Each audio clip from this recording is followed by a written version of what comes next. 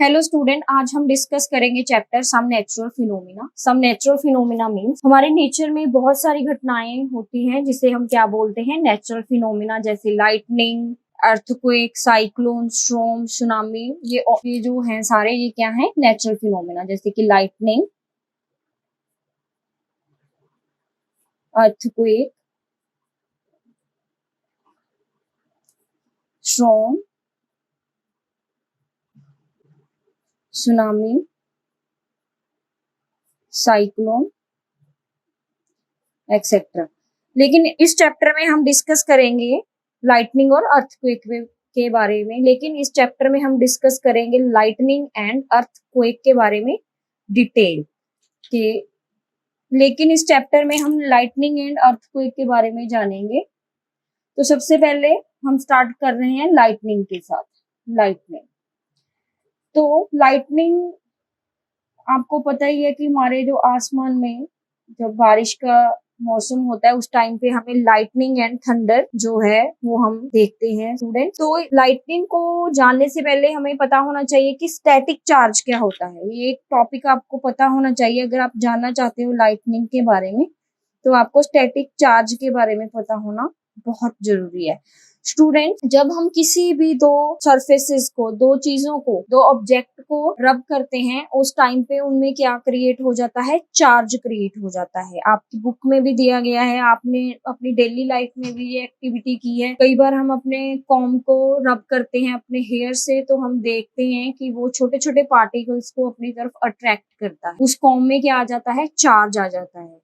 तो same way बहुत सारी हमारी डेली लाइफ में चीजें हैं। जैसे कि हमारे कुछ क्लोथ्स होते हैं उनमें भी आप स्पार्किंग देखते हो, तो वो भी किसका कारण है, स्टैटिक चार्ज का कारण है। मींस स्टैटिक चार्ज कब प्रोड्यूस होता है, जब हम कोई दो चीजों को आपस में क्या करते हैं, रब करते हैं, बाय रबिंग। जब आप चीजों को रब करते हो तो सपोज कर लो ये मेरे पास एक रॉड है, इसको मैं रब कर रही हूँ, सिल्क के क्लोथ है, ये एक सिल्क का क्लोथ है। इसके साथ अगर मैं इसको रब करूं तो आप देखोगे कि एक जो ऑब्जेक्ट है उसके ऊपर नेगेटिव चार्ज आएगा और दूसरे ऑब्जेक्ट के ऊपर पॉजिटिव चार्ज। हमारे पास चार्ज जो हैं वो टू टाइप के होते हैं, ये आपको पता ही है। एक पॉजिटिव चार्ज, एक होता है नेगेटिव चार्ज। जैसे ही हम कुछ दो चीजों को आपस में रब करेंगे तो उनमें क्या है, चार्ज प्रोड्यूस होता है। जैसे कि सपोज कर लो इस पे आ गया पॉजिटिव चार्ज, इस पे क्या है, आ गया नेगेटिव चार्ज।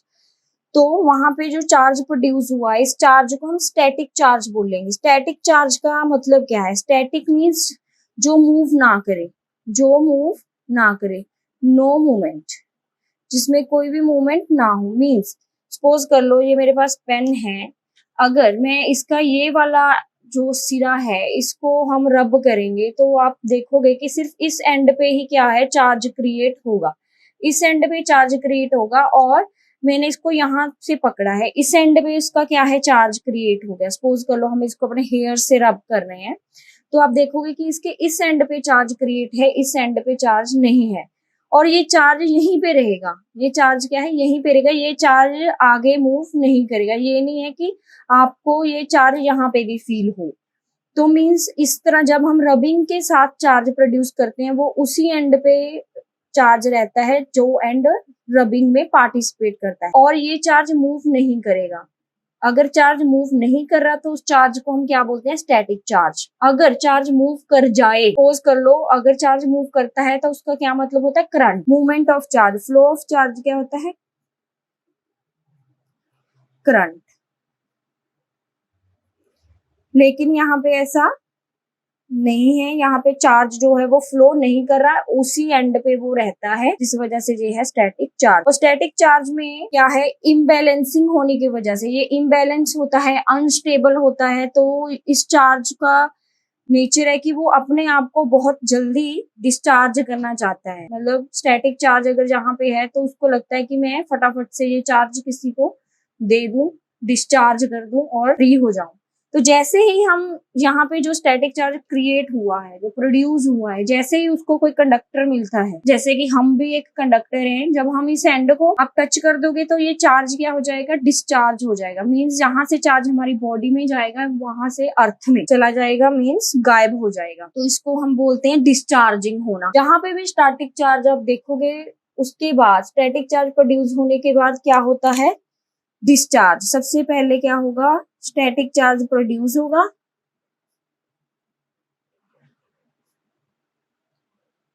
फिर उसका क्या हो जाएगा, डिस्चार्ज। डिस्चार्ज मतलब वो अपने चार्ज को क्या कर देगा, डिस्चार्ज किसी को दे देगा, किसी कंडक्टर, जैसे उसके कांटेक्ट में कोई कंडक्टर आएगा। अब हम शुरू करेंगे लाइटनिंग के बारे में। स्टूडेंट्स, लाइटनिंग आपको पता है क्या है, तो ये कैसे हमारे पास जो लाइटनिंग है ये होती है। तो आपको क्लाउड्स के बारे में पता है स्टूडेंट्स, हमारे जो स्काई में बहुत सारे क्लाउड्स होते हैं, तो ये कैसे बनते हैं ये भी आपको पता है। जैसे ही हमारे अर्थ से एयर ऊपर जाती है, इसमें बहुत सारे वाटर वेपर्स भी होते हैं। सपोज कर लो ये एयर ऊपर जा रही है, यहाँ पे हमारे पास क्या है, वाटर ड्रॉपलेट्स होते हैं छोटे छोटे। क्लाउड्स में ऑलरेडी कुछ वाटर ड्रॉपलेट्स होंगे। तो जैसे ही एयर ऊपर मूव करती है, ऊपर मूव करने की वजह से जैसे ही वो कांटेक्ट में आती है इन वाटर ड्रॉपलेट्स के, तो उस टाइम पे क्या होता है, ये वाटर ड्रॉपलेट्स काफी हैवी होते हैं। सपोज कर लो ये वाटर ड्रॉपलेट्स हैं यहाँ पे, तो जैसे ही ये एयर जब वाटर वेपर्स इसके कांटेक्ट में आती है, तो वो जो क्लाउड के अंदर वाटर वेपर हैं वो एक दूसरे के साथ, जैसे कि यहाँ से ये वाले वाटर वेपर्स जा रहे हैं, वहां पे भी हैं ऑलरेडी, आइस भी होगी। क्लाउड्स में टेम्परेचर बहुत लो होता है, वहां पे आइस भी होगी, वाटर ड्रॉपलेट्स भी होंगे। तो वो क्या है, जैसे ही ये ऊपर जाएगी air with the water vapours, वो एक दूसरे से क्या करेंगे, टकराएंगे, एक दूसरे से रबिंग होगी। रबिंग होने से वहां पे कौन सा चार्ज क्रिएट होगा, स्टैटिक चार्ज क्रिएट होगा। तो सपोज कर लो, मैं मैग्नीफाई व्यू में आपको बताना चाहती हूँ, ये सपोज कर लो क्लाउड है, यहाँ पे कोई वाटर ड्रॉपलेट है। सपोज कर लो यहाँ पे वाटर, इसके अंदर का मैं बता रही हूँ, ये हम थोड़ी देर में करेंगे। जैसे ही इसके कांटेक्ट में ये वाटर वेपर आया, एयर में था, वो उसके साथ टकराया, रबिंग हुई, कोलिजन भी हम कह सकते हैं, कोलिजन रगड़ना, टकराना, कोलिजन होती है, रबिंग होती है। उस टाइम पे क्या है, यहाँ पे चार्ज होता है क्रिएट। तो ये हमारे पास ऑलरेडी जो है लार्ज वाटर ड्रॉपलेट्स हैं, वो क्या करते हैं, जो नीचे से वाटर वेपर्स जा रहे हैं उनका वो क्या करते हैं, नेगेटिव चार्ज अपनी तरफ खींच लेते हैं। मतलब यहाँ से जो वाटर ड्रॉपलेट है वो उसका क्या निकालेंगे, नेगेटिव चार्ज। तो इसके ऊपर तो आ जाएगा नेगेटिव चार्ज, इसके पास ज्यादा नेगेटिव चार्ज आ गया, जिससे उसने खींचा, किससे खींचा नेगेटिव चार्ज, जो नीचे से वाटर वेपर जा रहे थे उस पे क्या आ जाएगा, पॉजिटिव चार्ज। और ये ऊपर चले जाते हैं, जो नीचे से आ रहे थे हमारे पास वाटर वेपर, वो चले जाते हैं ऊपर, क्योंकि वो ऊपर ही तो जा रहे थे। तो उनके ऊपर आ जाता है पॉजिटिव चार्ज। पॉजिटिव चार्ज हमारा टॉप के ऊपर कलेक्ट हो जाता है, और यहाँ से हमारे जो वाटर ड्रॉपलेट्स थे जो हैवी थे, उन्होंने क्या किया, जो नीचे से जा रहे थे उनका भी चार्ज खींच लिया, तो यहाँ पे उनके ऊपर आ गया नेगेटिव चार्ज। एक तो ये रीजन है कि वो उनका नेगेटिव चार्ज खींच लेते हैं, इलेक्ट्रॉन खींच लेते हैं। दूसरा क्या है, ये ज्यादा बड़े होते हैं क्लस्टर में, जैसे कि ये बहुत बड़ा वाटर ड्रॉपलेट है, इसके अंदर ये फ्रोजन, टेम्परेचर बहुत लो होता है, अंदर से वो पूरी तरह फ्रोजन होता है। जो फ्रोजन पार्ट होता है उसके ऊपर होता है नेगेटिव चार्ज, और इसके बाहर होगा पॉजिटिव चार्ज। जो पार्टिकल्स ऊपर जा रहे हैं वो ये बाहर वाला पॉजिटिव चार्ज को अपनी तरफ ले जाएंगे। मींस इस वजह से क्या है, हमारा जो क्लाउड है उसके अंदर पॉजिटिव और नेगेटिव चार्ज आ जाता है, पॉजिटिव और नेगेटिव चार्ज। ऐसे तरीके से बहुत सारे क्लाउड्स होंगे, यहाँ पे भी एक कोई क्लाउड होगा, उसके अंदर भी यही सिचुएशन है, ऊपर की तरफ पॉजिटिव, नीचे की तरफ नेगेटिव। यहाँ पे क्या होगी, एयर है, मान लो यहाँ पे एयर है, तो एयर जो होती है बेसिकली वो होती है bad conductor of the electricity, या बैड कंडक्टर, उसमें से चार्ज जो है वो निकलेगा नहीं। लेकिन जैसे ही चार्ज बहुत ज्यादा हो जाता है, यहाँ पे चार्ज कलेक्ट होता जाएगा, क्योंकि रबिंग होती रहती है, बहुत ज्यादा चार्ज हो जाता है। तो जो एयर है वो उस चार्ज को फिर रोक नहीं सकती, जिस वजह से वो चार्ज जो है वो एक क्लाउड से दूसरे क्लाउड में आना शुरू हो जाता है, मतलब वहां पे डिस्चार्जिंग होनी शुरू होती है। सेम वे हमारी जो अर्थ है, यहाँ पे अर्थ न्यूट्रल है, न्यूट्रल मीन्स उस पे कोई भी चार्ज नहीं है, ये अर्थ है, इस पे कोई भी चार्ज नहीं है। जैसे ही क्लाउड्स के यहाँ पे नेगेटिव चार्ज है तो हमारी अर्थ पे उससे उलट क्या होगा, पॉजिटिव चार्ज अपने आप क्रिएट हो जाएगा। ये ऐसा स्टूडेंट होता है, इसको हम बोलते हैं इंडक्शन। जैसे ही एक चार्ज्ड बॉडी को हम एक अनचार्ज्ड बॉडी के पास रखते हैं, जैसे कि मान लो इसके ऊपर चार्ज है, ये चार्ज्ड बॉडी है, ये अनचार्ज है, इस पे कोई भी चार्ज नहीं है।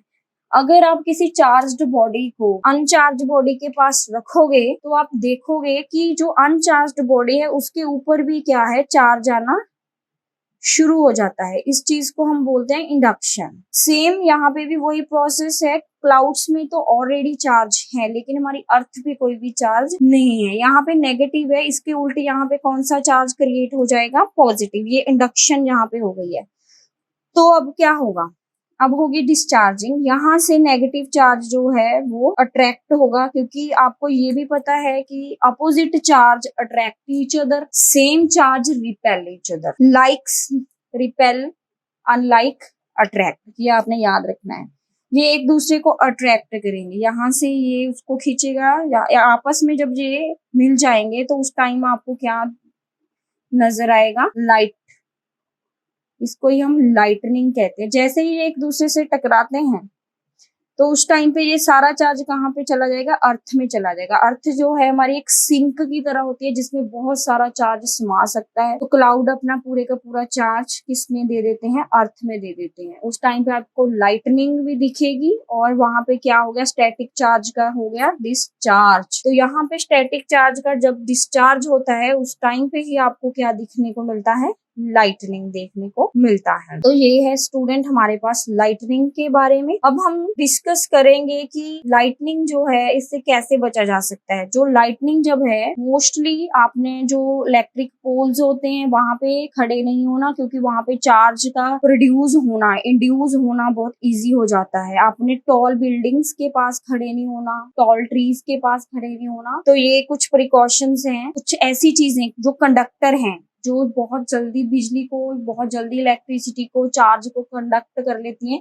उन चीजों से आपने रेनी सीजन में क्या रहना है, दूर रहना है। और अब हम देखेंगे अर्थक्वेक के बारे में।